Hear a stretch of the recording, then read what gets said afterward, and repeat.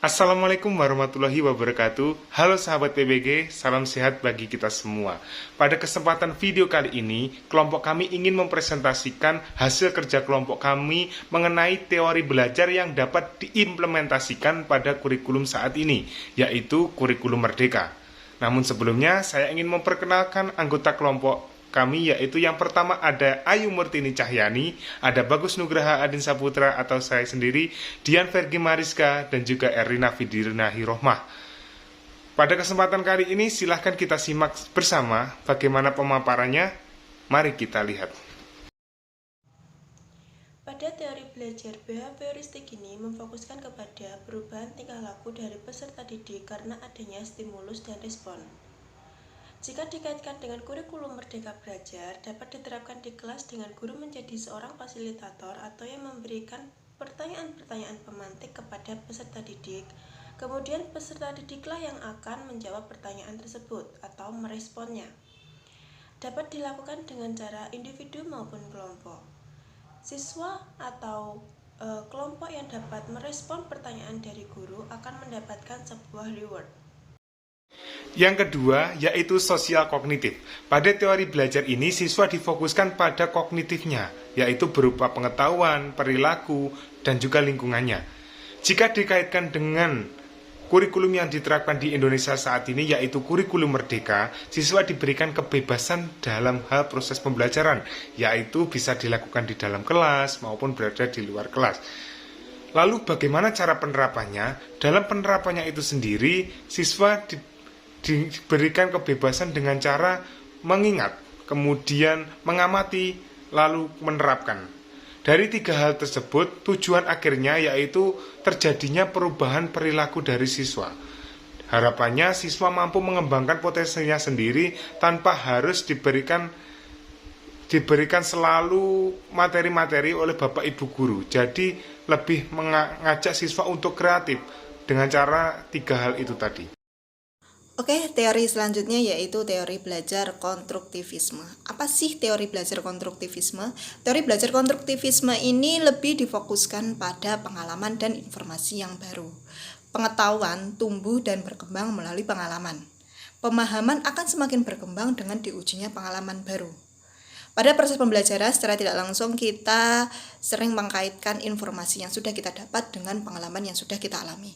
Proses inilah kita dapat memahami informasi baru yang kita dapat, sehingga kita dapat mengasimilasi informasi atau pengetahuan tersebut. Jika dikaitkan dengan kurikulum yang baru yaitu kurikulum Merdeka Belajar yang sudah digalakkan oleh pemerintah, yaitu guru di sini hanya sebagai fasilitator. Jadi di kelas itu siswa diberikan kebebasan untuk berpendapat. Nah, contohnya yang pertama, jadi guru hanya sebagai fasilitator, tugasnya apa? Tugasnya hanya mendorong siswa untuk mandiri dan inisiatif dalam pembelajaran. Selain itu juga menghargai gagasan, menghargai pemikiran orang lain. Kedua, yaitu guru bisa mengajukan pertanyaan terbuka dan memberikan kesempatan siswa untuk merespon. Jadi di sini respon siswa itu bisa dikaitkan dengan pengalaman atau informasi-informasi baru, sehingga di akhir nanti siswa dapat informasi baru dari sebuah diskusi tersebut. Oke, selanjutnya di sini saya akan menjelaskan model-model pembelajaran konstruktivisme. Model-model pembelajaran konstruktivisme itu ada 4. Untuk yang pertama ada pembelajaran kooperatif atau cooperative learning, kemudian ada pembelajaran inquiry, kemudian model jigsaw, dan yang terakhir ada cooperative scripting. Nah, di sini saya akan menjelaskan satu persatu model pembelajaran konstruktivisme itu. Untuk yang pertama ada pembelajaran kooperatif. Pembelajaran kooperatif ini model pembelajaran dengan memberikan tugas kepada siswa yang pandai dalam suatu kelompok.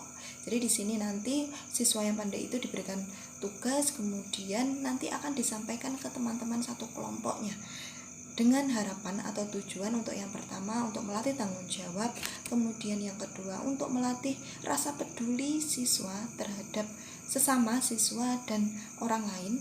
Kemudian yang paling penting di sini yaitu juga belajar untuk melakukan bimbingan teman sejawat. Jadi biasanya ketika guru menjelaskan dengan sesama siswa biasanya akan lebih mudah dipahami dengan sesama siswa, dengan harapan semua dalam satu kelompok itu bisa memahami suatu materi.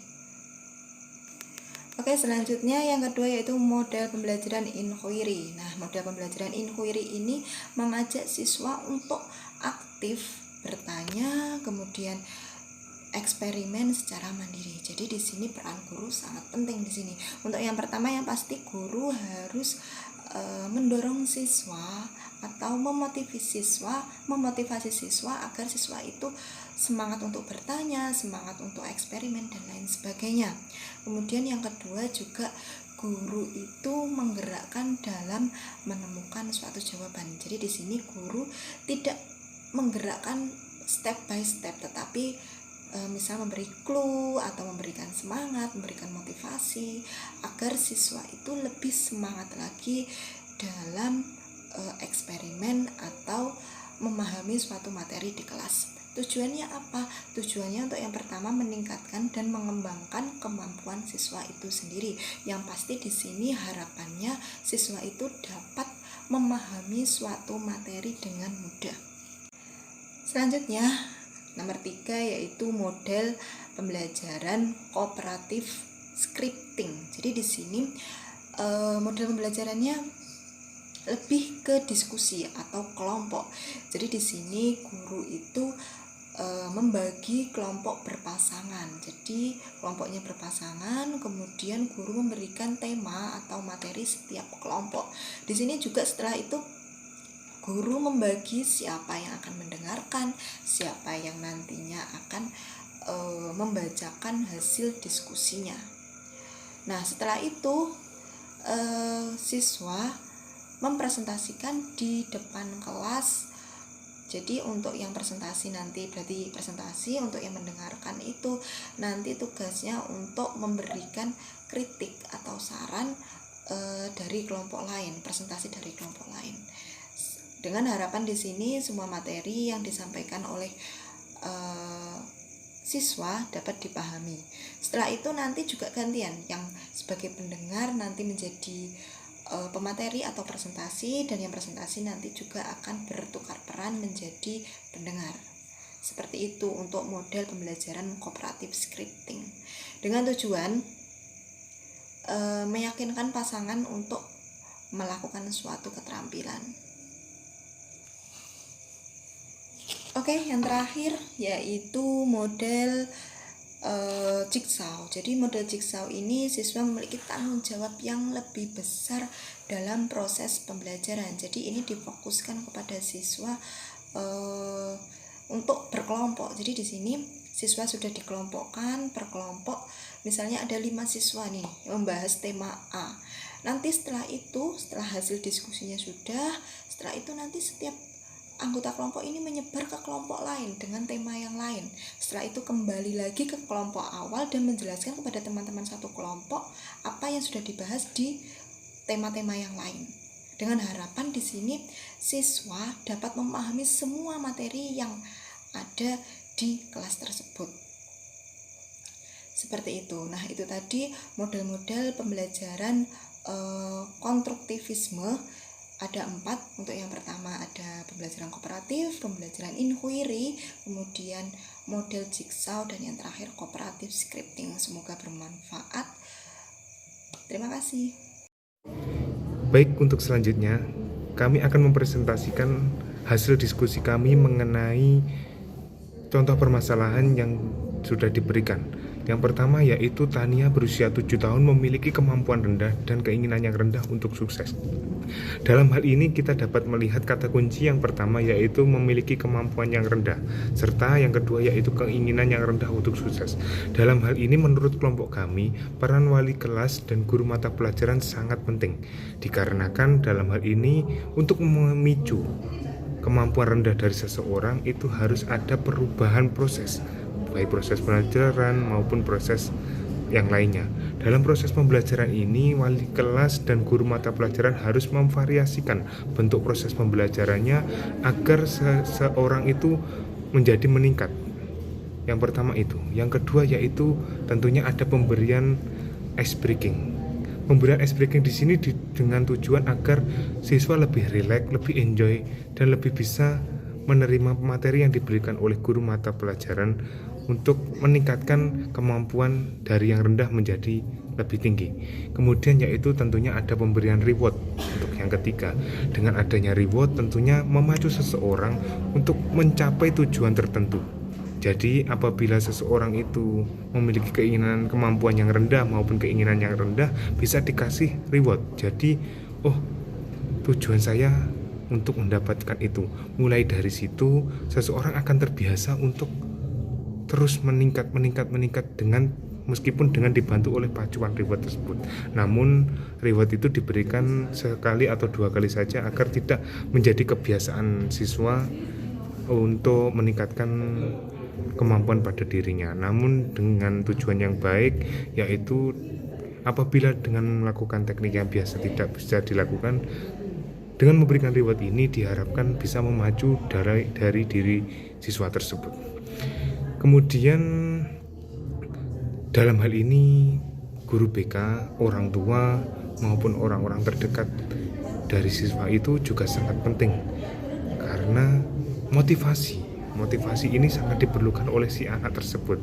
Karena mungkin di usia 7 tahun ini si anak masih belum tahu sukses itu yang seperti apa, kelanjutannya seperti apa. Dan tentunya dalam hal ini motivasi dari orang-orang terdekat, dan apabila ada guru BK di sekolah tersebut, tentunya peran guru BK sangat penting. Dengan memberikan motivasi, pengamatan, pemantauan secara berkala, saya rasa si anak atau Tania yang masih Takut gagal mungkin pernah dialami oleh setiap orang, tetapi takut gagal yang berlebihan itu tidak baik. Kita sebagai guru BK harusnya memberikan motivasi dan contoh kepada peserta didik. Sebagai contohnya, kita orang-orang yang telah mengalami kegagalan dapat bangkit dengan cara dia mempunyai motivasi dan tekad untuk selalu berusaha. Contoh yang kedua yakni dengan memberikan cerita-cerita kegagalan kita, dan akhirnya kita bisa mencapai tujuan yang diinginkan. Selanjutnya saya akan memberikan gambaran kasus, yaitu ada seorang siswa bernama Sandra, umur 13 tahun. Saat di kelas dia memiliki kepribadian yang tenang, tetapi dia seringkali meremehkan keterampilan yang dimiliki oleh teman-temannya. Nah, sebagai guru BK kita bisa menyelesaikan masalah yang dimiliki oleh Sandra dengan memberikan layanan bimbingan klasikal dengan tema indahnya saling menghargai. Saat pembelajaran dimulai, kita sebagai guru BK bisa membagi kelompok. Nah, kemudian hasil dari diskusi kelompok yang dilakukan oleh siswa itu dipresentasikan ke depan kelas. Oke, yaitu kasus yang ketiga, yaitu kasusnya dari Robert. Robert ini berusia 16 tahun yang menunjukkan sedikit minat untuk sekolah, dan saat ini Robert tinggal bersama bibinya. Berarti di sini wali dari Robert ini bukan orang tuanya tetapi bibinya. Dan saat ini orang tua dari Robert tidak bisa dihubungi. Dari kasus tersebut yang dapat kita lakukan, yang pertama yang pasti kita kolaborasi sama siapa? Kolaborasi dengan wali kelas dan wali murid, yaitu bibinya itu. Jadi kenapa kok wali kelas dan wali murid? Karena yang sering komunikasi dengan Robert itu wali kelas dan wali murid. Jadi perannya di sini wali kelas dan wali murid selalu memberikan stimulus atau motivasi kepada Robert, sehingga harapannya Robert mempunyai peningkatan untuk sekolah. Jadi kalau kita selalu diberikan stimulus setiap hari di rumah, di sekolah, pasti secara tidak langsung kita akan melakukan. Harapannya seperti itu. Peran kita sebagai guru BK selain itu, yang pertama yang pasti kita menggali informasi kenapa Robert ini minat untuk sekolahnya rendah. Pasti ada sebab dan akibat. Nah, di sini kita akan pecahkan, dan harapannya Robert memiliki minat yang tinggi untuk sekolah. Selain itu kita kolaborasi dengan guru mata pelajaran bagaimana pembelajaran di kelas ini bisa menarik sehingga Robert bisa semangat untuk sekolah. Baik, itu tadi pemaparan materi mengenai teori belajar yang dapat diimplementasikan pada kurikulum saat ini, yaitu kurikulum Merdeka Belajar. Apabila ada salah kata maupun salah penyampaian dari kelompok kami. Saya mewakili kelompok mengucapkan mohon maaf yang sebesar-besarnya. Semoga ilmu yang kami sampaikan bermanfaat untuk kita semua. Billahi taufiq wal hidayah. Wassalamualaikum warahmatullahi wabarakatuh. Sampai jumpa.